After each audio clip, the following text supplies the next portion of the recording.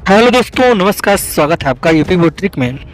दोस्तों आइए आज की वीडियो में जानेंगे कि क्या डब्ल्यूएचओ द्वारा दिए गए अवार्ड से कितना संतुष्ट हैं आशा वर्कर, और ये आशा वर्कर कौन है, इनका कार्य क्या है, ये क्या करती हैं, एक एक बिंदु को हम जानेंगे। भारत की लाखों महिला आशा कार्यकर्ताओं को विश्व स्वास्थ्य संगठन यानी कि WHO की ओर से स्वास्थ्य के क्षेत्र में उत्कृष्ट योगदान के लिए सम्मानित किया गया है। विश्व स्वास्थ्य संगठन ने समुदाय को सरकार के साथ स्वास्थ्य कार्यक्रमों से जोड़ने के प्रयासों के लिए देश की 10.4 लाख आशा कार्यकर्ताओं को ग्लोबल हेल्थ लीडर के रूप में मान्यता दी है। बहुत अच्छी बात है। पीएम नरेंद्र मोदी और स्वास्थ्य मंत्री ने बधाई संदेश दिए हैं।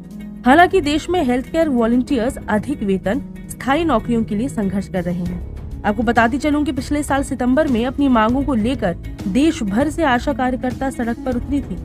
तो आज हम जानेंगे कि कौन होती हैं आशा कार्यकर्ता, क्या होती है इनकी भूमिका, क्या ये खुश हैं इस तरीके के अवार्ड से जो इन्हें दुनिया भर में पहचान दिलाता है, और क्या चाहती हैं असल में आशा वर्कर्स। हम बात करेंगे मंजू जी नाम की एक आशा वर्कर से, और वो हमें थोड़ी सी अपने बारे में बताएंगी और बताएंगी कि वो इस अवार्ड के बारे में क्या सोचती हैं। तो नमस्कार, आदाब, सत श्री अकाल। मैं हूँ साहिबा खान और वापस आ गई हूँ एक नए FII के साथ, जहाँ हम जानेंगे कुछ और नई और रोचक चीजें एक इंटरेस्टिंग तरीके से। आज बात करते हैं उन हेल्थ केयर वॉलंटियर्स की जिन्होंने कोरोना के समय जो भूमिका निभाई है, उसका एहसान आप और हम कभी नहीं उतार पाएंगे। मगर कौन है ये आशा वर्कर्स और क्या होती है इनकी भूमिका, जानते हैं। महिला आशा वर्कर सरकार की कई स्वास्थ्य योजनाओं की जानकारी आम लोगों के बीच पहुंचाने में बहुत महत्वपूर्ण भूमिका निभाती हैं। राष्ट्रीय ग्रामीण स्वास्थ्य मिशन यानी कि NRHM के तहत इन सामुदायिक स्वास्थ्य स्वयं सेवकों की भूमिका पहली बार 2005 में स्थापित की गई थी। आशा मुख्य रूप से विवाहित, विधवा या समुदाय के भीतर से 25 से 45 वर्ष की आयु के बीच की तलाकशुदा महिलाएं होती हैं। प्रोग्राम के हिसाब से आशा वर्कर्स 8वीं पास होनी चाहिए। आशा कार्यकर्ताओं को स्वास्थ्य योजनाओं का लाभ पहुंचने में लोगों को जानकारी देने, जागरूक बनाने और उनकी सहायता करने के लिए प्रशिक्षित यानी कि ट्रेन किया जाता है। ये कार्यकर्ता प्राथमिक स्वास्थ्य केंद्रों, उपकेंद्रों और जिला अस्पतालों जैसी सुविधाओं से जोड़ने वाले एक सेतु यानी कि एक ब्रिज के तौर पर काम करती हैं। इनके पास बेहतर संचार और नेतृत्व कौशल होना चाहिए, यानी कि कम्युनिकेशन और लीडरशिप स्किल्स इनमें होनी बहुत जरूरी है, क्योंकि ये आम तौर पर रोजमर्रा में लोगों से बातें करती हैं, उन्हें जागरूक करती हैं। तो भारत में कुल कितनी आशा कार्यकर्ताएं हैं? देश भर में लगभग 10.4 लाख आशा कार्यकर्ताएं हैं। अधिक आबादी वाले राज्यों में सबसे बड़े कार्यबल के रूप में उत्तर प्रदेश में करीब 1,63,000 आशा कार्यकर्ताएं हैं। वहीं बिहार में 89,443 और मध्य प्रदेश में 77,531 आशा कार्यकर्ता काम कर रही हैं।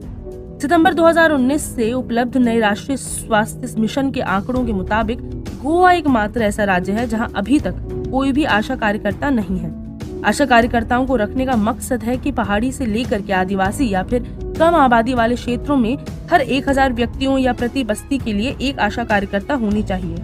देश भर में 10 लाख से अधिक आशा कार्यकर्ता स्वास्थ्य के क्षेत्र में लोगों की मदद के लिए काम कर रही हैं। वो घर घर जाकर बुनियादी पोषण, स्वच्छता प्रथाओं और उपलब्ध सेवाओं के बारे में जागरूकता पैदा करती हैं। महिला आशा कार्यकर्ता मुख्य रूप से ये इंश्योर करती हैं कि महिलाएं डिलीवरी के समय अपनी पूर्व जांचें करा रही हैं या नहीं, गर्भावस्था के दौरान पौष्टिक आहार ले रही हैं या नहीं, बच्चों के टीके, क्या माँ टीके ले रही है, इन सभी चीजों का वो खास ख्याल रखते हैं। मगर जब आशा कार्यकर्ताओं तक ये बात पहुंची कि WHO ने उन्हें इतना बड़ा सम्मान दिया है, तब उन्होंने क्या कहा वो हम जानते हैं। हम बात करेंगे मंजू जी से, जो वाराणसी यानी कि काशी में एक आशा वर्कर है। वो हमें बताएंगी कि वो इसके बारे में क्या सोचती है। हाँ मंजू जी, बताइए। हम लोग का भी मानना है मैम, हम लोग इतना मेहनत करते हैं, दिन रात जब आता है थोड़ा, चाहे कभी भी खाना बनाए, कुछ भी, हर एक चीज में से चूल्हा पर रोटी छोड़कर हम लोग को गैस पर जाना पड़ता है।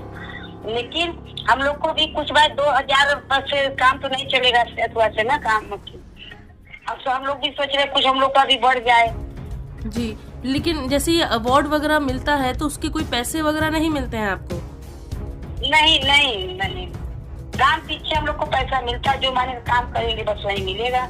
और कहाँ जाएगा, 2,000 से कहाँ से काम चलेगा?